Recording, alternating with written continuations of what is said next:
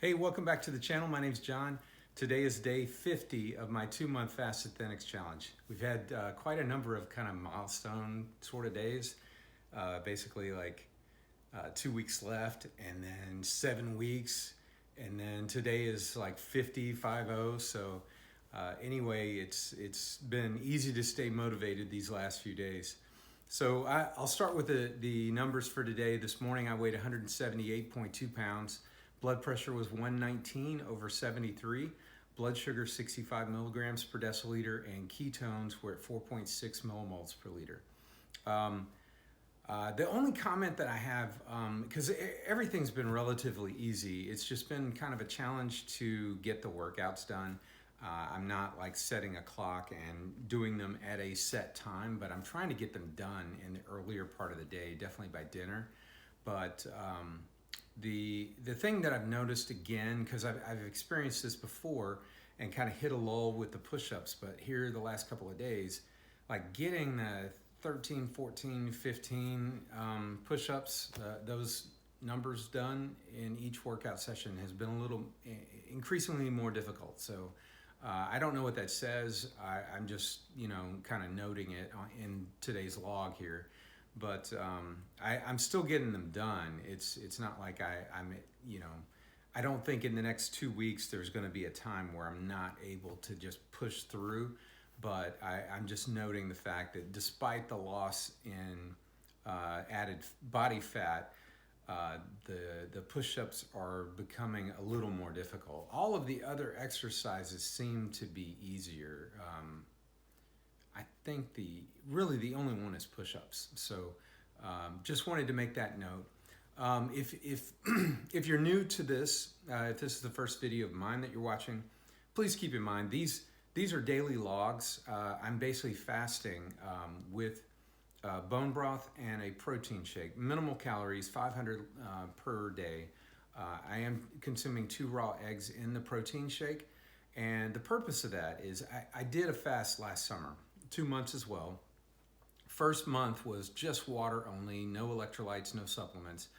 And then the second month, after getting lab work done, I began taking an electrolyte supplement and bone broth in order to bring my electrolytes back up. And what scared me was the HSCRP number kind of shot up, and that was alarming enough to make me start consuming the electrolytes. And to also be fair, starting off the fast, I wasn't really consistent at all, and that was one of the primary motivating factors for trying this again. The motivating factor for last summer was to fix blood pressure and blood sugar, which I've been struggling to try and fix over the previous 5 to 10 years. And it definitely did that, but I was noting things that were actually going in the wrong direction, so that I could try and fix that in this fast. So those two things are, 1, muscle mass, and 2, testosterone levels. So the eggs have cholesterol, and I'm hoping that kind of counteracts, as well as the exercises, as far as the drop in testosterone. So I'm hoping that I at least maintain, if not increase, in testosterone this fast, as well as maintain muscle mass. And I'm pretty confident that muscle mass is up. I do have a body composition scale, and I take a look at that every day, but kind of looking at those numbers, the trend line is good, but actual body percentage is not necessarily all that accurate. So I plan on doing a body composition test at a lab somewhere on day, what would that be? Day 60. So just like a week and a half away from now. So anyway, so these videos are a daily log of my progress, and occasionally I'll ramble on like I am right now. But in the future, after I finish this, I'm just trying to kind of muscle through the challenge and get it, completed. And then I'm going to take the data and try to compile that in a way that's interesting. One, useful to me for future fasting. I don't intend to do a lot of these long-term fasts, but in the future I plan to do maybe 5 or 7 days once a month, and maybe do something as far as 2 to 4 weeks, maybe once a quarter or once a year. I haven't worked it out. I'm kind of playing around with it right now, seeing what I can learn from just trying things out and listening to other people that do things. So it's kind of an experiment to see what's going on and to make sure that when I do fast in the future, yes, it's going to be shorter time durations, so the negative effects would be minimized. But if I can figure out how to do it safely longer term, then when I go to do the short term ones, then hopefully I can minimize that even more so, kind of compounded with the fact that it's shortened time frame and I'm doing things differently that reduce the negative effects of fasting. So anyway, that's pretty much where we are. I'm on day 50 today, so 50 days with no food.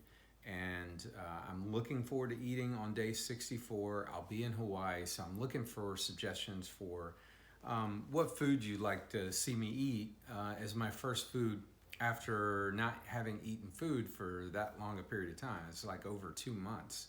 And like I was explaining earlier, this is the second time I've done that in less than 9 months. So at the end of this, I will have fasted for 4 months, gone without food for 4 months out of the past 9 months.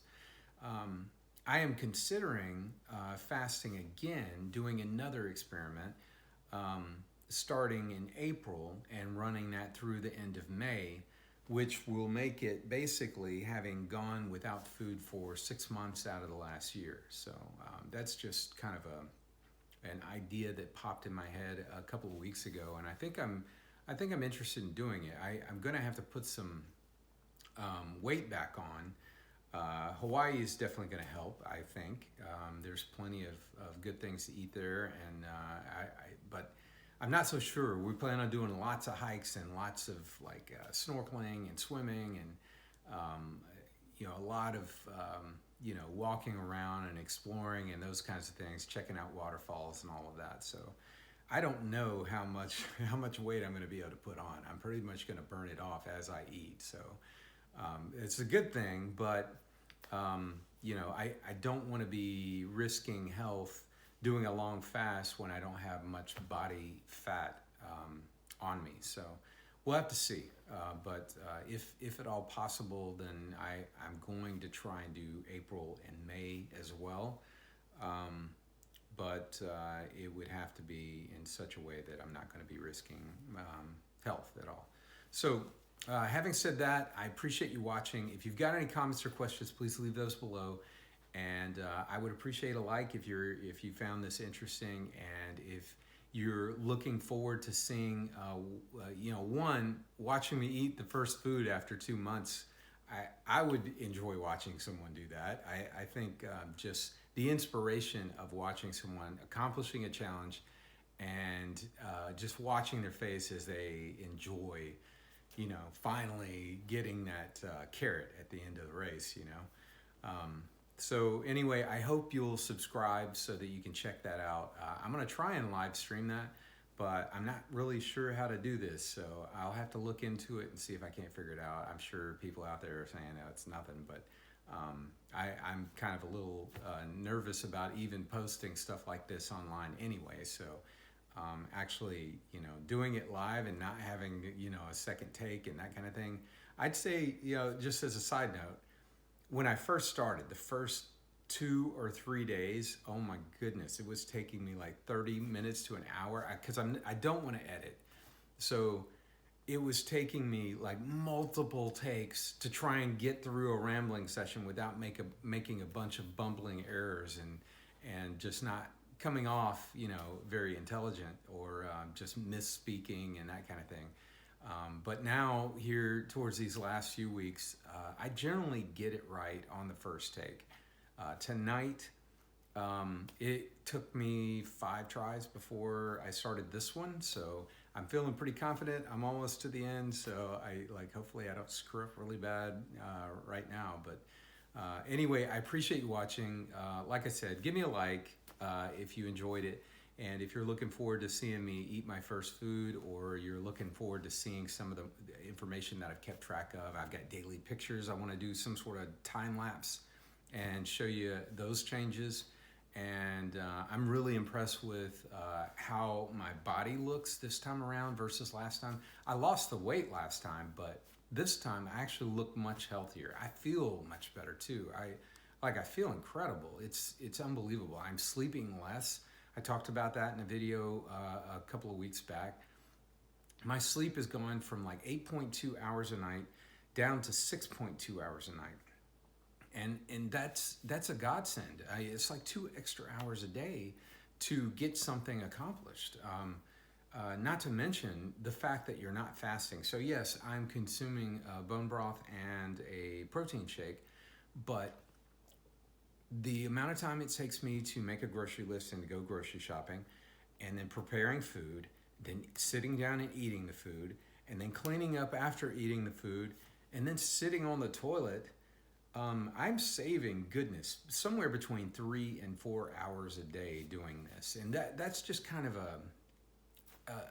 a side effect of having done this fast. Another side effect is just losing unnecessary fat. The purpose of this one primarily is to kind of tweak what I did last summer. But the purpose of even trying these long fasts is to fix my health issues, which the last 2 that I was struggling to fix were blood pressure and blood sugar. I'm still hanging around, the borderline of normal ranges for blood pressure. I think last summer, not having eaten anything, not consumed anything, my blood pressure readings were much lower, although I'd say I think it was around week 3, I went and gave blood. In hindsight, that was really ignorant of me. I passed out. I could have really hurt myself. I was actually standing in front of the toilet, and then after I finished, I was walking towards the bedroom, ended up unconscious, turned around and walked back towards the master closet and just landed on my face. So giving blood during this scenario is definitely not advised. But actually, none of this is advised. I'm not encouraging anyone to do anything like this. All I'm doing is I am trying this long fast on myself. I am logging it primarily to kind of keep a video journal of my progress through the 64 days. And I know that there are going to be people out there that are going to be interested in watching this idiot do that. So I am posting it on YouTube for other people that might be interested in it, and maybe it's helpful to some people. I'm gonna try and not come to any conclusions, but I am going to state some facts, and some of those are less sleep required during this, which kind of blows me away because I was listening to a guy talk on Rogan's podcast. I forget his name. Goodness, I'll have to look it up. I mentioned it in one of the videos a couple weeks ago when I talked about sleep. And he indicated that fasting had negative effects on sleep, but I think he was talking about, shorter 3 to 5, maybe 7-day fasts. This is obviously much longer than that, and I didn't start experiencing the lower sleep requirement until closer to a month in. So, but anyway, drop in sleep, the savings of not having to deal with food at all, and then the added health benefits of it, of losing body fat, which obviously most of us know that contributes to metabolic syndrome and diabetes and a whole swath of diseases and health conditions as we age. And the number one thing for me is I've fixed my blood pressure. It fixes it every time, and it fixes my blood sugar every single time. Now if I go and I start eating a standard American diet and I eat high carbs for 3 or 4 months, then that slowly gets worse, especially if I'm not exercising. So between last fast and this fast, on purpose, I did not do any exercises and I ate a standard American diet. I wasn't being gluttonous. I was just not refraining from, consuming apple pie and whatnot at Thanksgiving dinner. If there was pizza ordered, when we had kids over, I was eating pizza. So it was basically that kind of scenario. So I have a kind of a sedentary job. So if I'm not exercising and I'm eating a standard American diet, and I'm not kind of like holding myself back in any way, I'm not calorie restricting, I'm not doing intermittent fasting or any of that, then the weight comes back on, my blood pressure goes back up, my blood sugar goes back up. If I put all of those pieces into place, as all of us should, if I am exercising regularly and I am reducing the amount of carbs that I'm eating, I generally, over the past 5 years, have done intermittent fasting where I'm basically eating just one meal a day, sometimes two. I'd say like 5 days a week, it's just one meal, and that's usually an early dinner, sometime between 4 and 6. And then other times I might eat earlier in the day. If I'm sharing the day with my wife or something, we might eat like a late lunch and then an early dinner as well. But I'm watching what I eat when I'm doing those things. But like I said, between last fast and this fast, I allowed myself to put back on weight in order for this one to be almost identical in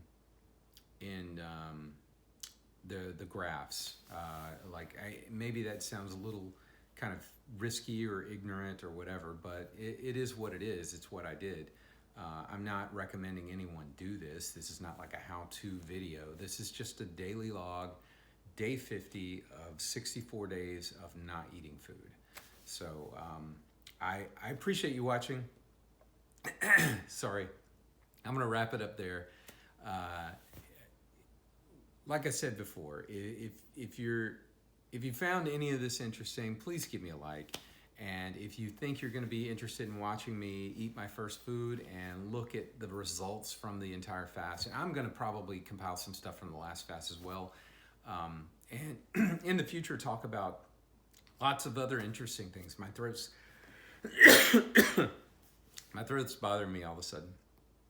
So anyway, I'm going to wrap it up there. Thanks for watching, and we'll see you in tomorrow's video. Bye.